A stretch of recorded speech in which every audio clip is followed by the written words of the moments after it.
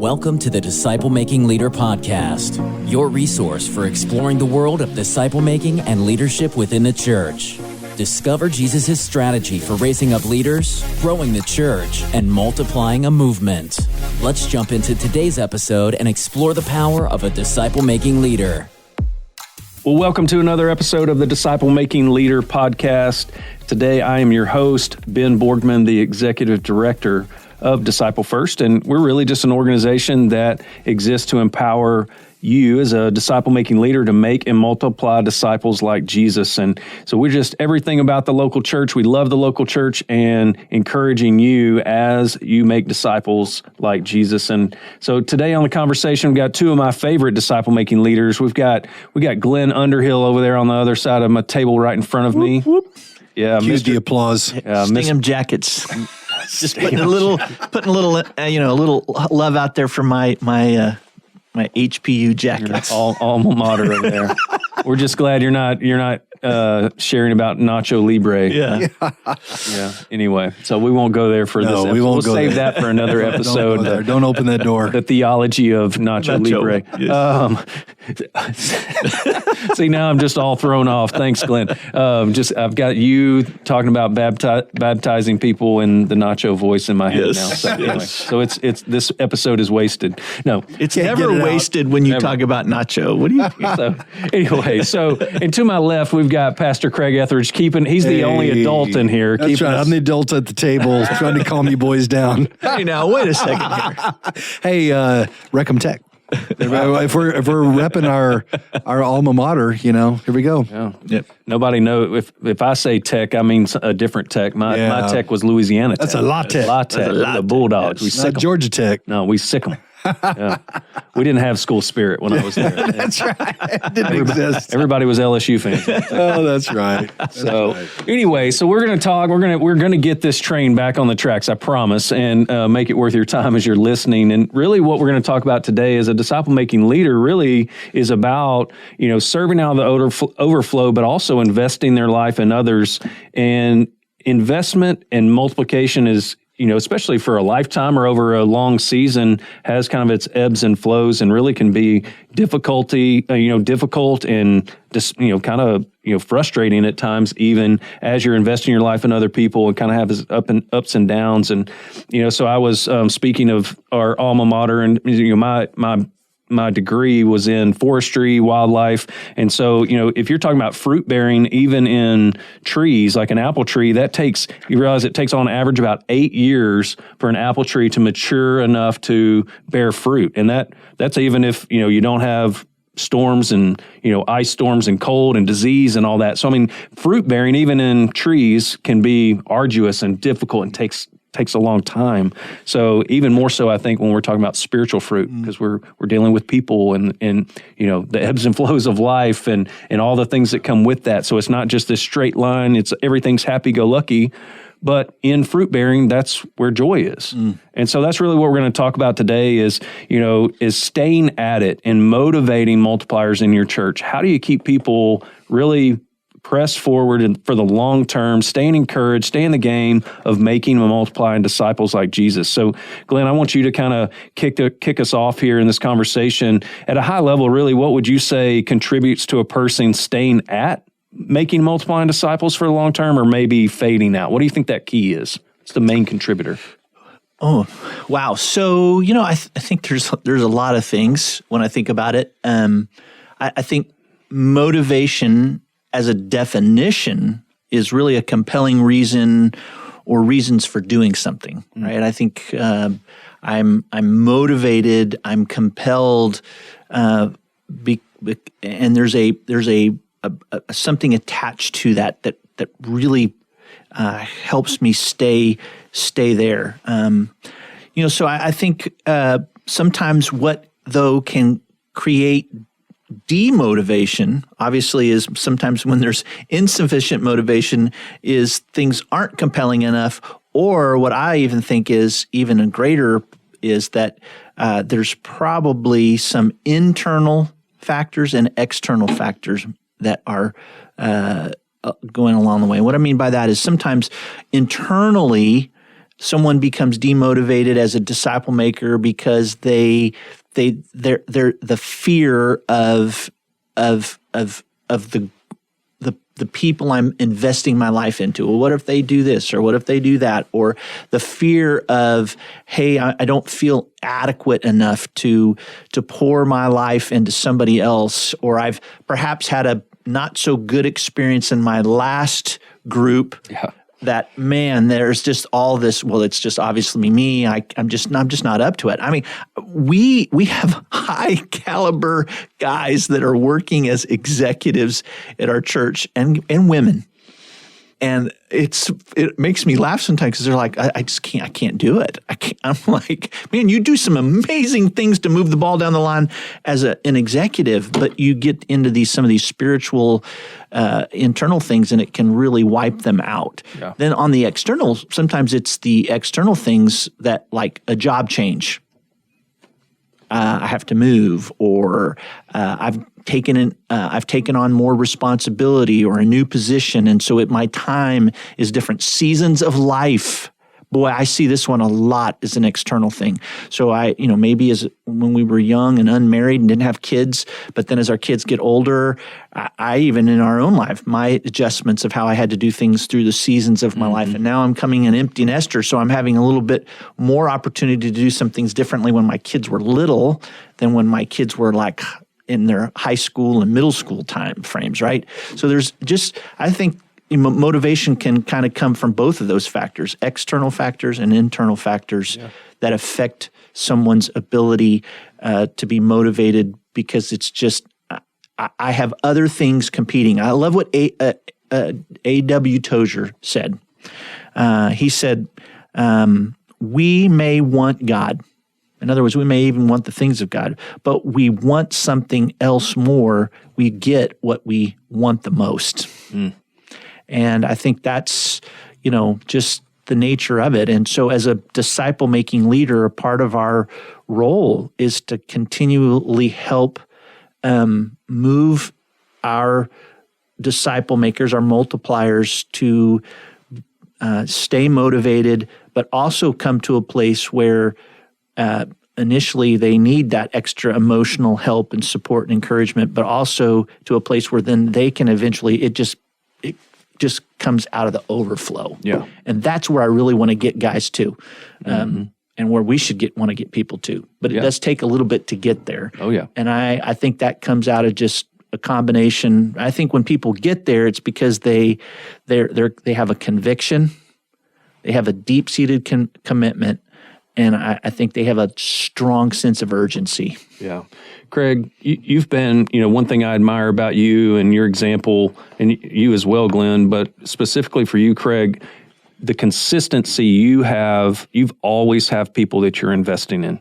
Not because you're a pastor, not because, of what you do for your job, but because you're a disciple of Jesus. Yeah. And so whether they're right, new believer, hey, maybe they haven't crossed the line of faith yet, or they're a businessman that's really wanting more, you've been consistent for a pretty long time of really investing your life, 20 plus years. Right. For you, what's been key to stay motivated?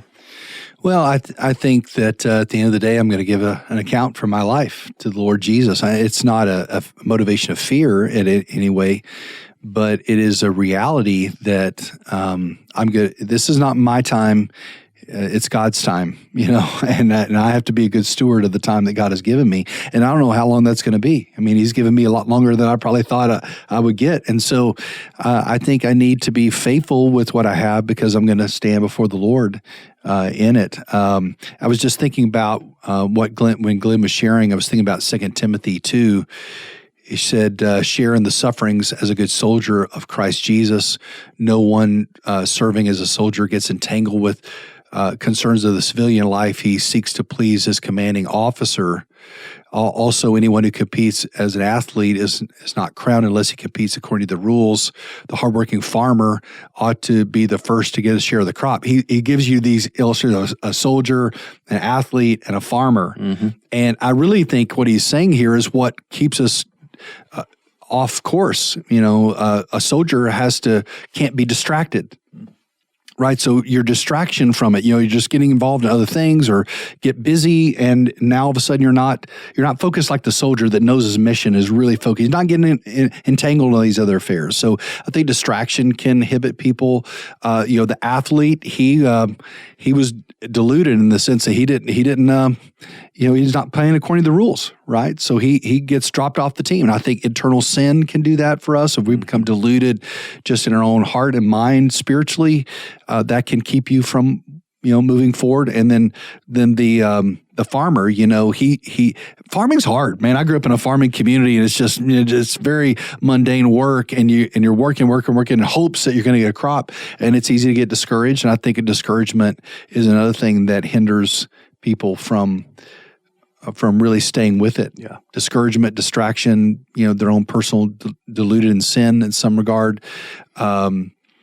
Or disqualification. So I think that these are the things that hinder people. And I have to fight against all those in my own life, right? Yeah. I'm susceptible to that just like everybody else. And so I have to constantly come back to, this is a commitment that I'm making because I really believe. I met with my guys this morning. And as we stood up and said, hey, let's all get together. We all grabbed shoulders and we prayed for each other. And I said, guys, when you invest in men, you are investing in generations. Not just men. Yeah. The generations that follow behind them. Never forget that. You are investing in the generations. So, to me, that's what keeps me in the game. I'm investing in generations. And I may not see until heaven, the full impact of that. Yeah. Yep. Keeping our eyes up. That's right. Lift up your eyes, right? That's right. So I love this. So that's a real personal look. What is going on with you, with an individual multiplier? But as disciple-making leaders, Glenn and Craig, you guys leave it at an organization level, higher level. In what ways? What are some key steps maybe that you keep as an organization? You're helping the multipliers or the groups of multipliers in your church, here at Cross Creek. What are some ways that you say, hey, these are ways that we really need to continue to encourage multipliers in our church? Yeah, I think we would look at maybe 5 things that, and there obviously can be a whole lot more, but these 5 steps really are what I would call simple. I like things simple and just and easy to do, right? Easy to duplicate, because then it makes it transferable. But you can do this on an individual basis. You can even do this in groups. But I think the very first thing is really we've been talking about this on earlier episodes, this idea of casting vision, but a compelling vision. In other words, clearly being able to constantly articulate this idea of making and multiplying disciples like Jesus, and that we get to play a small part of that, world's greatest cause of really being a part of the Great Commission, and then this idea of just the foundation, the biblical foundation, that biblical foundation then has an impact on people. It has an impact on our community. It has an impact in our church. So, I think it starts with being able to just really have a compelling vision, and that's built around. I like when I have guys that are kind of fanning out a little bit. I love for them to get around and hear stories of what God is doing, and hear stories of how lives are being changed. When I see a life changed or I hear about it, I want to be a part of that. And I think that stirs this, okay, I can stay at it a little bit longer because that's what I signed up for, so to speak, right? Right, yeah. And I was just going to jump in and say, I think, Glenn, that you do such a great job of casting that vision. And I think vision kind of cuts through the distraction a lot of times. It kind of resets, like, oh yeah, that's what really matters, right. And like I said, I just met with my guys this morning, and they were really talking about how their careers are so focused on saying, give us everything you got. And yet through our investment, they're realizing that doesn't impact eternity, and they're wrestling with this. Do I quit my job? I mean, two of them said that. I'm like, okay, don't quit today. Let's figure this out. Your wife will be calling me, But I'm glad that that says something is churning inside of them. Yeah. They realize I want to make a difference for eternity, and they're wrestling with that. But that vision keeps cutting through all the haze of distractions that are coming at you. Makes it relevant and urgent, right? Yeah. I had lunch this week with a guy, or dinner this week with a guy who's kind of in a similar boat. Maybe he's trying to figure this out. And I said, this tension's a good thing. Mm-hmm. Let this tension keep seeding itself out, because it is what's going to continue to drive that motivation. And I think tension helps to really raise that level of urgency. Because you have to wrestle that out with the Spirit of God and realize, hey, I also am beginning to realize that, man, maybe my career, though it's what God is using to provide for my family, where the real joy of life lives is impacting eternity. And I think, as you're casting this compelling vision as a leader, I think part of what you guys have both mentioned in two different instances, you guys as leaders model that very well. Like, you're doing that individually too. It's not just, are you casting vision every time you talk? It's no, when you're leading, you're modeling that, just like the story you shared, Craig, of putting your arms around, that's casting vision. And you're modeling that for the next generation. Glenn, you were always, and you've said it multiple times as we've been talking, that this is the greatest cause. Don't you want to be a part of the greatest cause? This, all just phrases like that you can even start to share with your team, and just model that. That's vision cast. It's not always this formal vision casting thing. It's really, again, lifting everyone's eyes up to the greater cause. Mm-hmm. I'm thinking about a guy I discipled way, way, way back, and I remember taking him overseas and saying, hey, get your Bible out real quick. And so he gets his Bible out. And of course, we've been working on Matthew 28, 18, 19, and 20. He was putting it to memory, and I said, read it out loud. So he starts reading it out loud, and he gets to the part, make disciples, but it says, therefore go make disciples among the nations. And all of a sudden he stops and he goes, I'm overseas. I'm helping to perpetuate a movement of disciple making among the nations. And I could see this light bulb go off like in his head, click.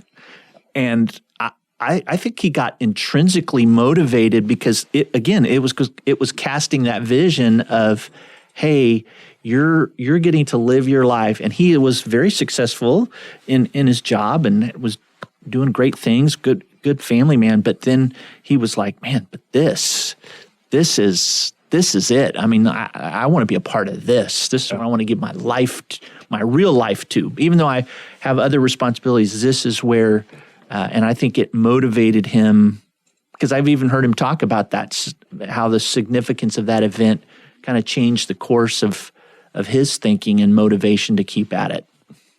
Yeah, that's really good. And I think about Jerry Fine, the guy that discipled me. I remember him sitting me down one time, and I am so compelled by this. I mean, it is what I think about all the time. He said, I have prayed that God would raise up 12 men who I invested in, and he's invested in hundreds of people. I just pray that God will raise up 12 lifelong disciple makers. And I remember him saying that, and I remember my heart being so stirred to say, Lord, if I could be one of those 12. Yeah. Right? Yeah. Would you put that in me to be one of those 12? I want to be one of those 12s that will do that and he was just casting vision. Yeah, that's right. But, he was. But it stirred me deep down. Yeah. And then he'd always say, he'd say, hey, you remember, an undisciplined life is a wasted life, and a wasted life is a disobedient life. Yeah. And he'd just keep pushing that out in front of me. And I think probably from those whole 18 months he was pouring into me, he probably used the 12 illustration probably 10, 15 times, but he was casting vision, right? Yeah, and he's had a life of that, and he's led a life of that over 50 years of investment. Yeah. I would probably say the 12 is short-sighted. Yeah. And even if you start looking generation, I mean, I'm looking around the podcast room in here. I think all four of us could trace part of our spiritual journey back to him. I mean, I know he was speaking probably directly, hey, 12 men but man, I would say 12 is pretty low, knowing the consistency and him staying at it and being motivated for a long season. All right, so you said 5. So that was 1, casting a compelling vision. That really helps us stay motivated. What's the next one, Glenn? Yeah, I think the second one would be providing what I would call practical training and tools. And what I mean by that is occasionally I think it's really good to pull aside your proven multipliers and offer workshops or seminars, things that are going to help them develop skills and competencies and really give them confidence that they need to continue to disciple others. I think we just think, oh, well, hey, you should just, motivation is a part of it. I think ongoing training helps to continue to fan that flame, to give you the motivation to keep at it because you're continuing to develop your skill sets as a disciple maker. Yeah.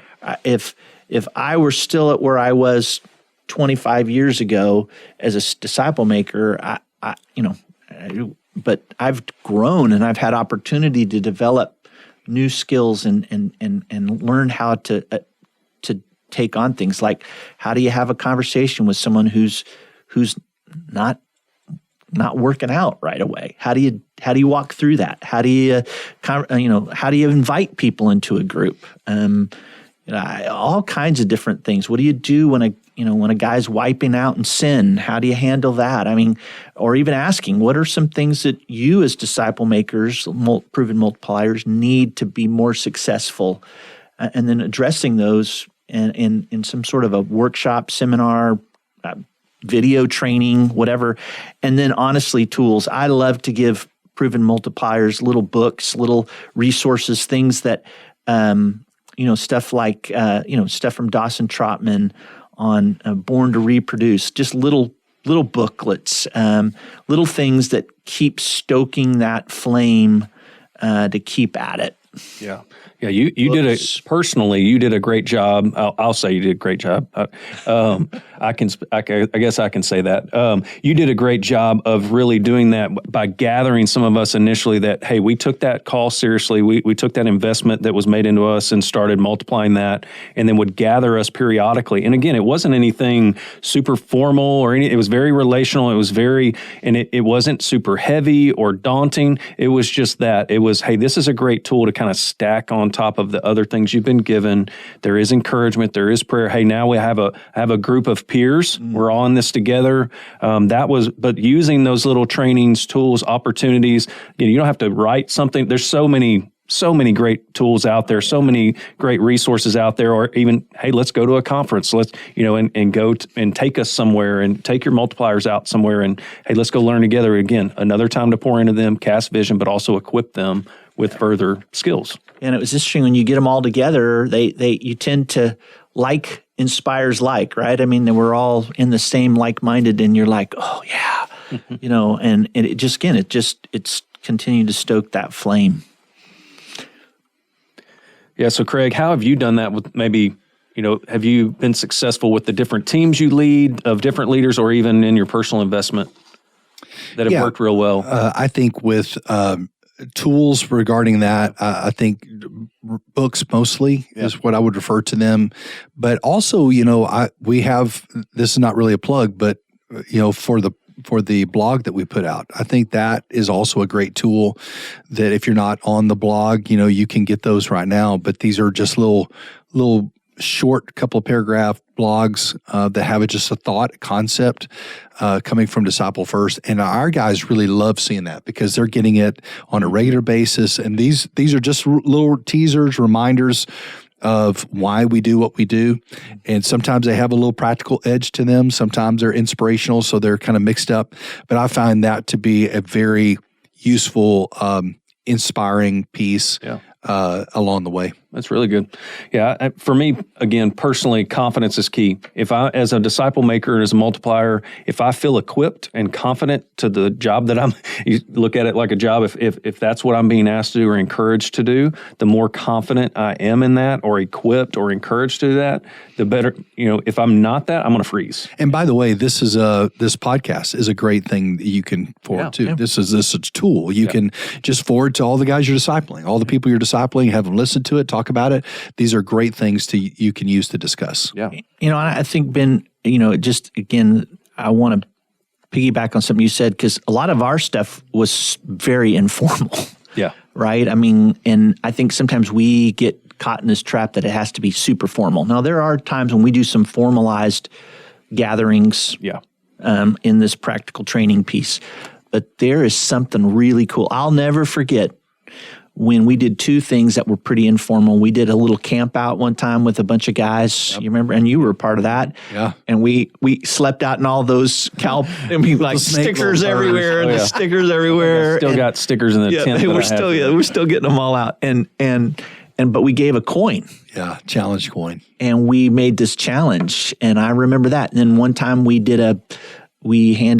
gathered some guys that were in our spiritual tree, and we handed out batons with 2 Timothy 2:2 on there, and just said, hey, stay at it. And it was a visual for them to be constantly looking at, right? Again, those are practical trainings and tools that help, but it can be done totally informally and super cheap, but you can get a lot of leverage out of it. Yeah. But just thinking about it, right? Just thinking, what are some things I could do with my guys that inspire them?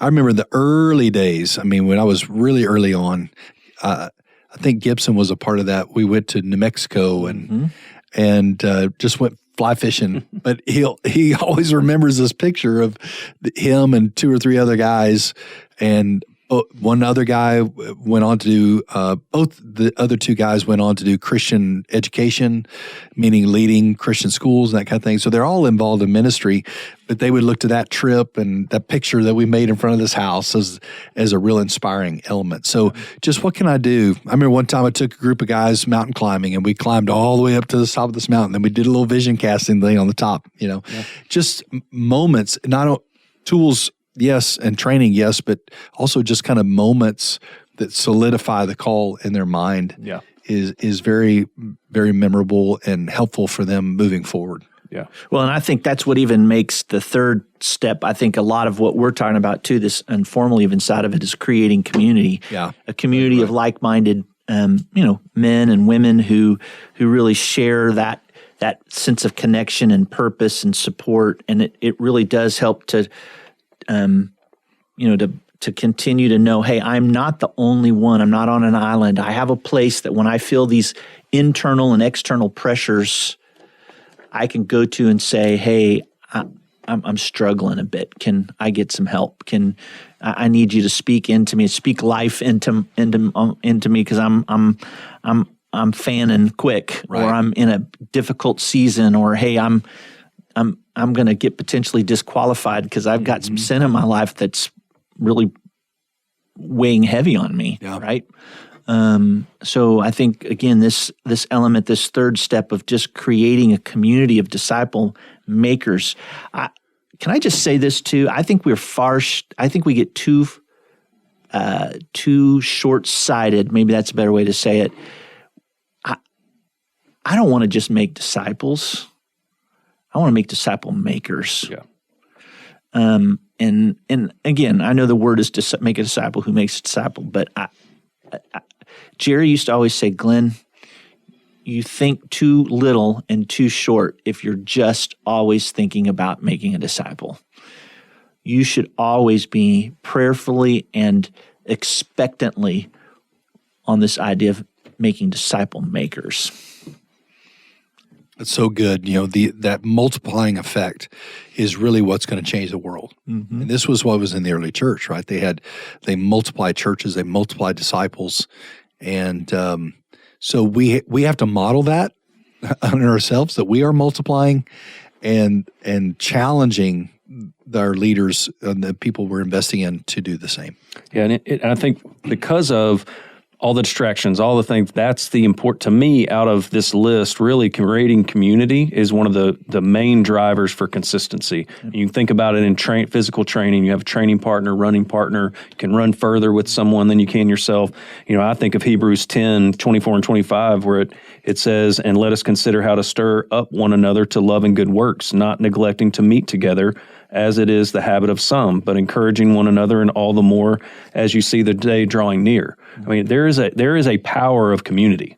And I think, how do you take that community more from just your Sunday school groups or your men's groups and creating a community of disciple makers? I think that is powerful. Yeah. And you don't have to get together all the time, but I do know, hey, there were times, I remember we'd have groups come over to our house on Friday nights, and, Jerry and Mary would show up and talk about making life decisions based on God's word and promises. And then we'd sit around and we'd say, hey, what are some struggles you guys are facing? What are some things as disciple makers that are, and people would just start just sharing what was heavy on their heart and what was stalling them out. And we'd pray over them, and we'd say, hey, don't get discouraged, stay at it. And you're right, Ben. I think there is, if I think about all of these 5, this one probably has a lot of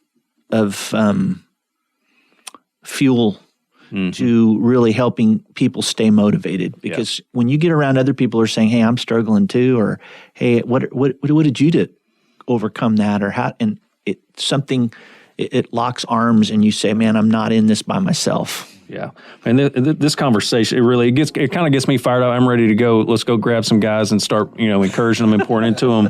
I want to take a real quick break, and then we want to hit the other 2 before we wrap up. Okay? Yep. Imagine what it would look like to be part of a movement. Imagine raising up church leaders. Imagine launching disciple-making churches all over the world. Imagine you being a part of growing God's kingdom far beyond your own city. Well, you don't have to imagine, it's happening, and you can get involved. The Cross Creek Network is a church planting network committed to planting disciple-making churches in cities like Las Vegas, New York, Montreal, Osaka, and entire regions like Asia, the Middle East, and Africa. If your heart's desire is to plant churches that make disciples and multiply, then join us. Together we can make a difference that lasts for eternity. To find out more, go to crosscreeknetwork.com. That's crosscreeknetwork.com. All right, we're back to this episode about motivating multipliers, because fruitfulness is really hard. I think y'all multiple times have encouraged me to say, relationships are messy. And so, disciple making is all about relationships. And so we're right in the middle of these 5 proven steps to staying motivated. And really, as Glenn and Craig walk us through these, this is, as a church, how are you grouping your multipliers together and keeping them motivated? So we've talked about casting a compelling vision, keeping that in front of them, and providing practical training tools, and then also the power of community, just creating this community among your multipliers, and what a great environment that is to keep them hot-hearted, keep them working at it in spite of frustrations they may hit. Glenn, what's the 4th one? Yeah, the 4th step would be to celebrate milestones and successes. And what I really mean by that is that, I think we should be, as disciple-making leaders, regularly recognizing and celebrating those steps that are happening. Because then you're celebrating the right things, the important things, the necessary things. And whether that's a person coming to faith in Christ or one of your disciples, I remember I took a group of guys, this was early on here at our church, and many of them weren't reading the Bible on a regular basis, right? And I remember when one of them said, "Man, I've actually, for the very first time, read God's word for 6 straight days."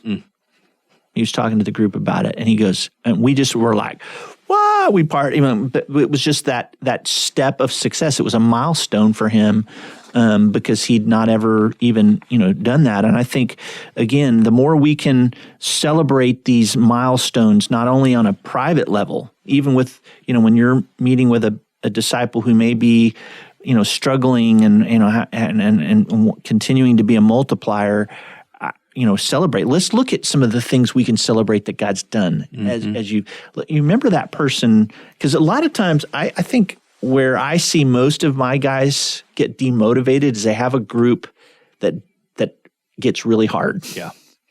And guys aren't showing up, or they're not doing their stuff, and then they start. The discipler is like, what's wrong with me? What did I do wrong? Right. Yeah. What am I not doing right? And so I'm obviously not supposed to do this, or life gets super busy, or they get tangled up in something and get distracted, as we've been talking about. But again, going back and say, okay, let's talk about what God has done. Yeah. What's God done not only in your life, but in some lives of other guys you've poured your life into. Don't forget about that. Yeah. Stay at it. It matters because they just need that encouragement and support, emotional support at times.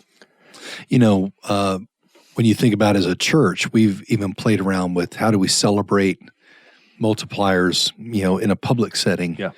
And I would say we've done that sometimes better than others. It's a little hard because your multipliers don't really want recognition for it. They're like, we're not in this to get a trophy of some kind. And so I think that is a little attention that we have with how do we do that. But I think you can create, it doesn't have to be in front of the whole church, but you can create environments where these milestones are celebrated. When you lead your first group, and you complete your first group, man, here's a way to celebrate that. Or if you get to share the gospel with somebody, here's a way to celebrate that. And just create celebration within your group, and then maybe in this community of disciple makers, you can create opportunities to celebrate because everybody's after the same thing there for sure. Yeah. This might border on vision, but I think it's celebrating. I have a picture from when we were in Zambia, and we for years would go and disciple and train other disciple makers year after year after year after year. And I have a picture of all these guys, several generations of men who've discipled, and then they would bring, because we would do this deal where, hey, we're going to disciple you. And then they would go out and work it, and we'd come back and we'd say, now bring those guys with you. And we took a picture. So we have all these and I sometimes will just look at that picture and just celebrate those steps that some of those guys took and realize, hey, those are steps that they took for the sake of the kingdom. And I got to be a small part of doing that, right? Yeah. And I think, I took a picture. In fact, I took a picture not long ago of you, Ben, and myself and a couple other guys. I think of it as the fourth generation kind of a deal. Yeah. And I often look at it just as again, for a personal reminder when I get discouraged a little bit to stay at it and say, hey, God, you're doing great things. I just sometimes don't see it or know what's going on. I even just got done with a group of guys I've been pouring my life into and thinking, man, what did I really make an impact with these guys, Lord? And one of them comes back and says, hey, I just want you to know that this grow group, I think maybe God might be calling me to ministry. Well, he never mentioned one thing about that during our grow group, right? So, I can't overstate the importance of celebrating those milestones and successes. No matter small or big they are, celebrate them. And I want to just talk to very briefly here the person listening that is discouraged. Mm-hmm. Maybe you're here and you're like, man, I feel just like what Glenn just said. I'm investing in people and I don't see any change at all. Just know that most of the time God is at work doing things that you don't see on the outside. And there have been many occasions where I thought, oh, that was totally a bust group, or I may have wasted my time, only to find out later how God was working in that person's life. Or maybe not immediately, but then a couple of years later, God encountered them again. And it was because of your investment that he was moving the ball forward in their life. And so I think this is why heaven's heaven. When we get to heaven, we get to celebrate all these stories, right? And you see all the connections and the influence that you had that you could not have seen here on earth. And so I just say don't get discouraged. Just stay at it. Stay planting the seeds, stay investing in people. You're investing not just in men, but in generations, and trust that it's the work of God that's going to do it. It's not just you. It's not a reflection on you. It's the work of God that's going to do this. And if you will stay faithful and continue on, there will be a harvest as a result, if you will stay and not quit. Yeah. And I take a lot of solace in all the farming illustrations, planting, reaping, tilling the hard soil, because that farming is difficult. Farming is hard. So I think that I take that as an encouragement. Hey, there are things that I'm doing now that I may not ever see until this side of heaven. But again, as a leader, as a church, if you're encouraging multipliers, I would just, when it comes to celebrating, I've often heard it say an organization celebrates what they value, and what you celebrate gets done. So find ways, creative ways, intimate ways, personal ways, but celebrate what you value and what you want to get done, especially as fruitfulness. Celebrate it. So, Glenn, what's the fifth one? So the last step is this idea of encouraging prayer. What we're encouraging prayer and reflection, and again, just this idea that really multipliers.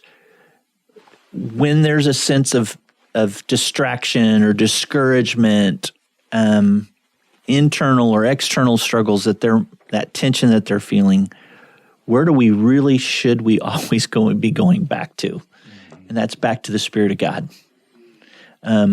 Spirit, you're the one that really changed me in the first place, that helped me see this idea of being and building disciples for a lifetime. And I tell my guys, the greatest thing you can do is to be praying for more opportunity. Be praying for God to give you boldness in making disciples, not to push back, but to push forward, to give you just a steadfastness to this. And I think sometimes we forget this idea of prayer. And it's really one of the greatest resources we have as disciples for making disciples is this idea of prayer and reflection, and just because then it becomes a personal step of growth. And sometimes as I'm trying to motivate a multiplier, I'm just like, well, let's just stop and let's just pray this. Let's pray about this. Yeah. Because I think it's needed, and it is where things move. It's where the kingdom of God moves, is when we pray. I think about, as you were saying that, how many times did Jesus retreat in prayer? And I'm sure he was frustrated at times, like, you knuckleheads, I'm investing in you guys, and you still don't you understand? Don't you get it? And you could almost see that, and yet he was constantly retreating to be with his Father, and it was in the presence of his Father that he was refueled and re-energized to be back in it again. And if Jesus needed prayer, how much more do we, right? Yeah, I remember a time I told Jerry I'm just done.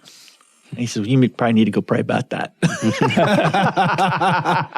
And I'm like, talk about that. Yeah, you're right. I probably do. There's probably a heart issue but I just think we can't underestimate the value of prayer and reflection with our disciple makers to go back to what really moves God's heart. And I think really encouraging, your people, that it is about abiding. It is about staying connected. And early on, I'd gone through a couple of generations or a couple of groups of guys, and really, I think it was early on I was learning a lot, but at the same time, my expectation was, these guys are going to have the same experience I did. I had a really dramatic experience for the first time somebody invested in me, and God did some amazing things. So I'm like, well, that should happen to everybody I'm invested. Well, and had a lot of people like, thanks, that was good, but they weren't as impacted as I was. And so I was pretty frustrated, and really just in my own reflection time, as you guys are saying, hey, this is key for you to staying in the game, is staying connected. And so as I was just walking with God and just, kind of crying out to him, he reminded me that the results weren't mine. It was abide. He took me to John 15. Yeah. Like abide. That's my job. Now, do I need to obey and invest in other people? Yeah, but the fruit of that is not for me to worry about. That's his job. And as long as I abide and as long as I obey, then I'm good. And it was just a gentle reminder, hey, you're worried about something that's not even your responsibility. Mm-hmm. So, but man, this is a great conversation. I really do think this, we've talked to a couple of churches this spring, especially that have been at this for a while from a church level and really trying to develop the disciple makers. And I think keeping them motivated is one of the things. Hey, how do I do that? What does that look like? For us, we on the episode notes or the show notes of this episode for the podcast, we have these 5 steps for you to download. So just go on there as reminders, kind of a listening guide. But again, reach out to us. Reach out for coaching at disciplefirst.com. You can do that, and we can talk through how to build a pattern. How do you build rhythms of casting vision and just staying in front of them, or maybe we can help you search for some real quality tools to encourage ongoing your disciple makers. But what I would say though, it's worth it. It's worth keeping at it. There are lives at stake, and so if you're out there listening and you're discouraged and man, I just got to get these people to stay together, I would just encourage you, keep at it. And again, I just really want to thank Glenn and Craig for their wisdom, their encouragement today. Because again, I've experienced it personally. They're keeping me motivated. So I appreciate you guys sharing with pastors today. You bet. It's an honor to do it. Thank you, Ben. Well, thank you again for listening to another episode of the Disciple Making Leader podcast. We hope that it's encouraging. And again, our prayer is that you would stay motivated to make and multiply disciples like Jesus. Thank you for listening to the Disciple Making Leader podcast, brought to you by Disciple First. We hope today's episode has been both helpful and challenging in your journey to becoming a disciple-making leader. Don't forget to hit the subscribe button to make sure you hear the next episode. And if you have a moment, we'd love to hear your thoughts. Leave a review and share this podcast with your friends. Until next time, keep making Jesus the model for your life and ministry.